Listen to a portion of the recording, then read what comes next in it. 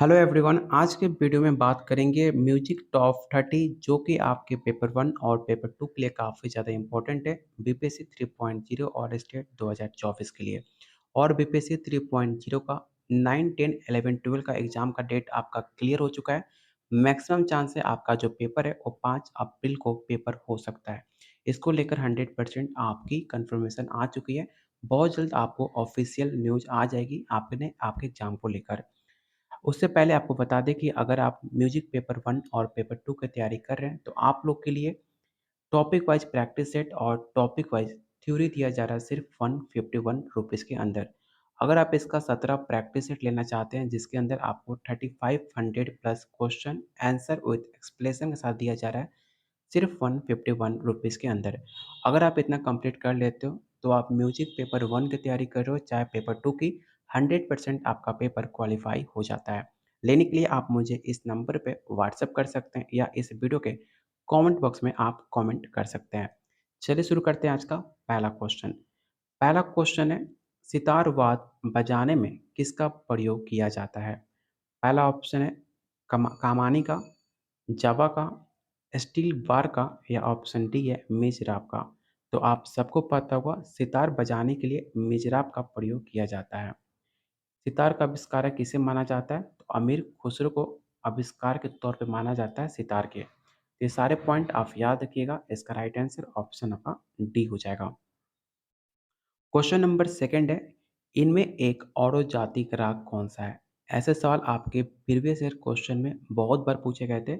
तो आप इस क्वेश्चन को याद रखिएगा और इस क्वेश्चन को वीवीआई क्वेश्चन टिक आउट कर लीजिएगा। ये सवाल 100% आपके पेपर में पूछा जा सकता है। पहला ऑप्शन है काफ़ी, खमाज, मालकोस या ऑप्शन डी है आसायारी। और इसका राइट आंसर क्या होगा? तो ऑप्शन सी होगा।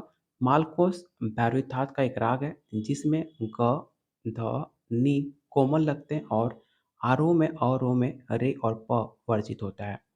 तो इसे आप ज़रूर याद रखिएगा। एक सवाल और भी पूछा जाता है कि मालकोस का गाने का समय क्या है?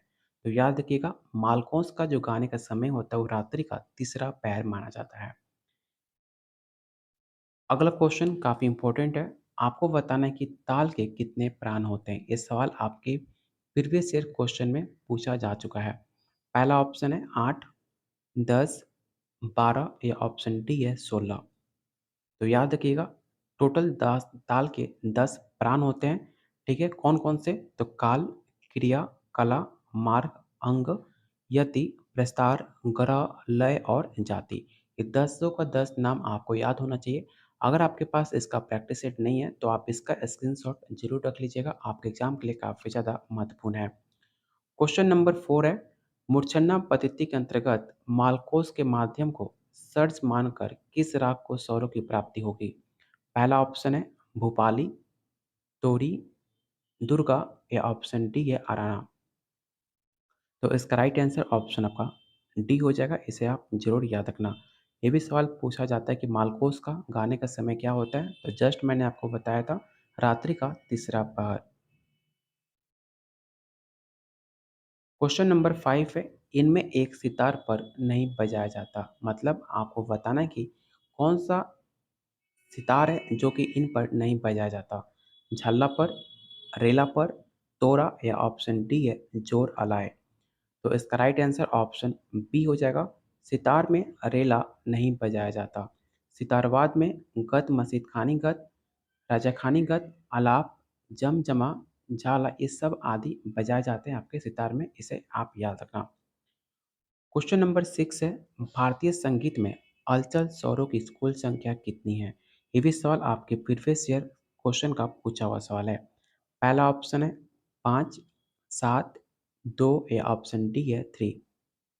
तो भारतीय संगीत में अचल स्वरों की संख्या आपकी 2 मानी गई है। कौन कौन सा? तो सा और प। तो इसका राइट आंसर ऑप्शन आपका सी हो जाएगा। क्वेश्चन नंबर 7 है, संगीत सम्राट की उपाधि किसने प्रस्तुत की थी? अनोखे लाल, उदय महाराज, प्रेम बल्लभ या ऑप्शन डी है हबीबुद्दीन। तो इसका राइट आंसर ऑप्शन ए हो जाएगा। संगीत सम्राट की उपाधि अनोखे लाल जी ने प्राप्त की थी, जिनका जन्म 1914 में हुआ था। इसे आप जरूर याद रखना। जो कि आपके बनारस घराने के रहने वाले थे। क्वेश्चन नंबर 8 है, संगीत नामक पत्रिका किस स्थान से निकलती है? ये सवाल आप इसे ज़रूर 100% याद रखना। ये सवाल आपके एग्जाम के लिए काफ़ी ज़्यादा इंपॉर्टेंट है। पहला ऑप्शन है आगरा, दिल्ली, बनारस या ऑप्शन डी है हाथरस। ये सवाल आपके यूपी पीजीटी 2018 में पूछा गया था, इसलिए मैंने कहा कि सवाल काफ़ी ज़्यादा इंपॉर्टेंट है आपके एग्जाम के लिए। और याद रखिएगा, संगीत नामक पत्रिका आपके हाथारस से निकलती है। क्वेश्चन नंबर 9 है, हिंदुस्तानी संगीत में 10 ताल पद्धति का प्रचलन किसने शुरू किया था? पहला ऑप्शन पंडित विष्णु दिगंबर पलुस्कर, पंडित नारायण राव व्यास, पंडित विष्णु नारायण भटखंडे या ऑप्शन डी है पंडित ओमकार नाथ ठाकुर। तो इसका राइट आंसर ऑप्शन आपका सी होगा। क्वेश्चन नंबर 19 है, यहाँ पर क्वेश्चन का नंबरिंग गलत है, तो आप क्वेश्चन नंबरिंग पे ध्यान मत देना, क्वेश्चन पे फोकस करना। आपको बताना है कि उत्तर भारतीय संगीत में प्रचलित विकृत स्वरों की कुल संख्या कितनी है? 7, 5, 2 या ऑप्शन डी है 3। तो इसका राइट आंसर ऑप्शन आपका बी हो जाएगा, इसे आप याद रखना। तबले में कितने घर होते हैं? ये सवाल काफ़ी ज़्यादा इंपॉर्टेंट है और आपके प्रीवियस ईयर क्वेश्चन का पूछा हुआ सवाल है। 15, 8, 16 या ऑप्शन डी है 12। तो याद रखना, तबले के अंदर आपके 16 घर होते हैं, ठीक है? और इनके बीच चमड़े की बट्टी पिरोई जाती है। तो ऑप्शन इसका सी राइट आंसर हो जाएगा। हिंदुस्तानी संगीत पद्धति में रागों की कुल जातियाँ कितनी हैं? 3, 9, 6 या ऑप्शन डी है 5। ये सवाल आपके DSSB 2019 का पूछा हुआ सवाल है, इसे ज़रूर याद रखना। तो इसका राइट आंसर क्या होगा? तो ऑप्शन बी आपका राइट आंसर होगा। हिंदुस्तान संगीत में टोटल राग की 9 जातियाँ होती हैं, जिसमें 3 प्रमुख होती है। कौन-कौन से? तो औरो, साडो और शम्पून। और इनसे उत्पन्न होने वाली और जातियों का नाम यहाँ पर आप देख सकते हो। इसका स्क्रीनशॉट आप ज़रूर रख लेना, आपके एग्ज़ाम के लिए काफ़ी ज़्यादा इम्पोर्टेंट है। अगला क्वेश्चन है, हिंदुस्तानी संगीत के लिए मान्य सम विश्वविद्यालय किस शहर में है? दिल्ली, इलाहाबाद, लखनऊ या ऑप्शन डी है रायगढ़। तो हिंदुस्तानी संगीत के लिए मान्य विश्वविद्यालय इलाहाबाद में है, इसे आप याद रखना। ऑप्शन बी आपका राइट आंसर होगा। जिस धातु के अंतर्गत राग की उत्पत्ति मानी जाती है उसे क्या कहते हैं? ये सवाल आपके यूपी पीजीटी का पूछा हुआ सवाल है, जो कि आपके एग्जाम के लिए काफ़ी इंपॉर्टेंट है। तो इसका राइट आंसर ऑप्शन सी हो जाएगा। जिस धातु में राग की उत्पत्ति मानी जाती है, इस आश्रय को राग कहते हैं। तो ऑप्शन सी आपका राइट आंसर होगा। जो भी आपको यहाँ पर पॉइंट दिए गए, इस सारे पॉइंट को आप अच्छे से कंप्लीट करना।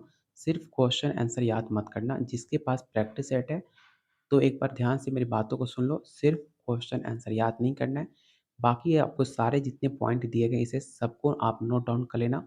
जितने भी आपके फैक्ट्स हैं, इससे सवाल आपके एग्जाम में डायरेक्ट पूछे जाते हैं। चलते हैं अगले क्वेश्चन पे। अगला क्वेश्चन है, पुरवार के स्वर कितने होते हैं?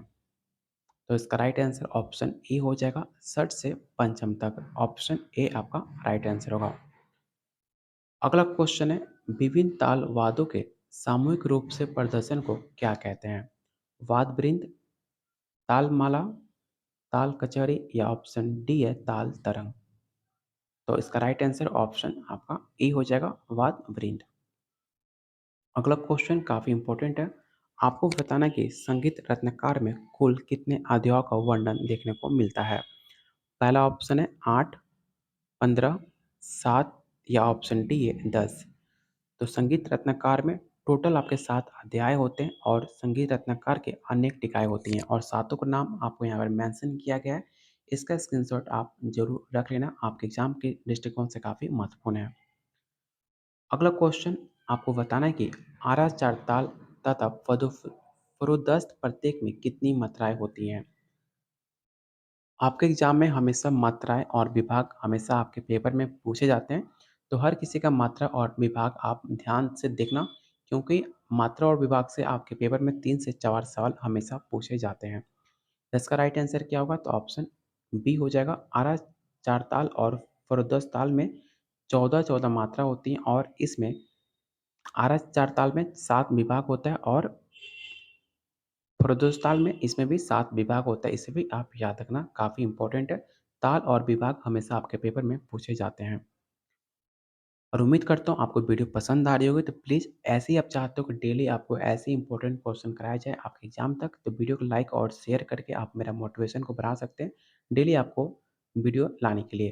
तो प्लीज़ वीडियो को लाइक और शेयर ज़रूर कर दीजिएगा। अगर आप पहली बार चैनल को विज़िट कर रहे हैं, तो चैनल को ज़रूर सब्सक्राइब कर लीजिएगा। चलते हैं अगले क्वेश्चन पे। अगला क्वेश्चन है, जब कोई स्वर अपने शुद्ध स्थान से नीचे की ओर स्थापित होता है, उसे क्या कहते हैं? तो उसे हम कोमल स्वर कहते हैं। इसे ज़रूर याद रखना।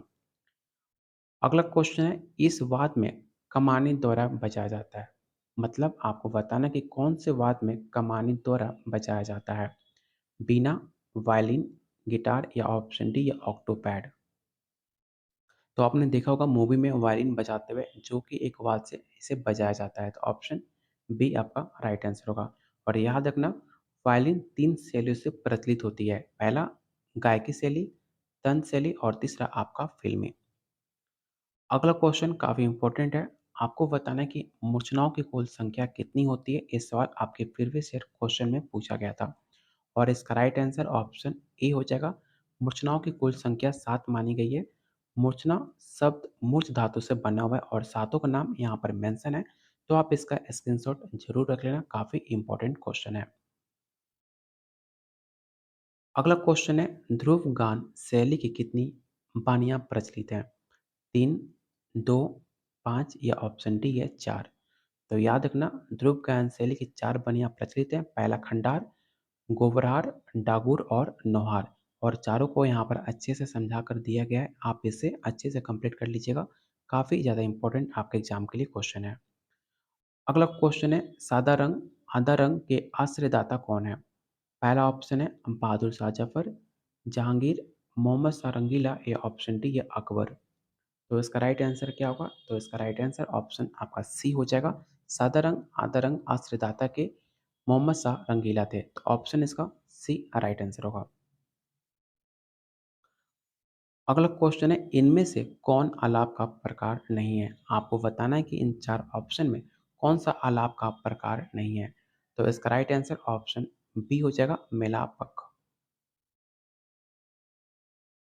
वर्गीकरण के अनुसार वादों के निम्नलिखित प्रकार कितने माने गए हैं? 4, 3, 7 या ऑप्शन डी है 10। तो आप याद रखना, वर्गीकरण के अनुसार वादों के 4 भागों में बाँटा गया है। पहला तत्, दन, औनद और चौथा आपका सुशील। तो ऑप्शन इसका ए राइट आंसर होगा, इसे ज़रूर याद रखना।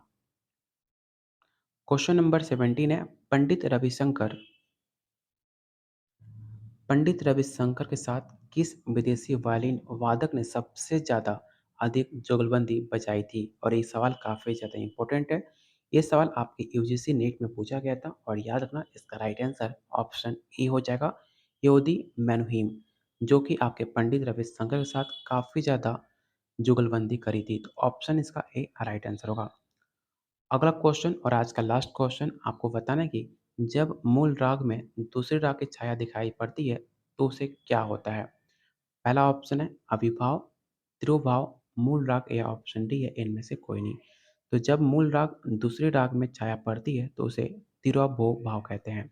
जब कभी मूल राग के स्वरूप को थोड़ा छिपा देने से अथवा उसकी सम प्रकृति राग को छाया लाने में राग की मधुरता बढ़ जाती है, जिसे संगीत में तिरोभाव कहते हैं।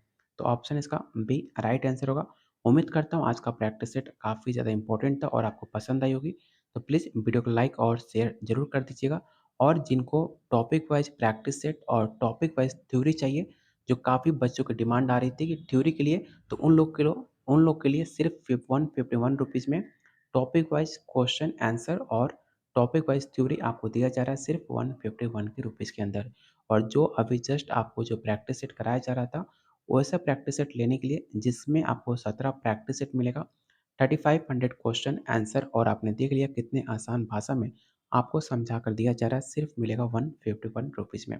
लेने के लिए आप मुझे इस नंबर पे व्हाट्सएप कर सकते हैं या इस वीडियो के कमेंट बॉक्स में आप कमेंट कर सकते हैं।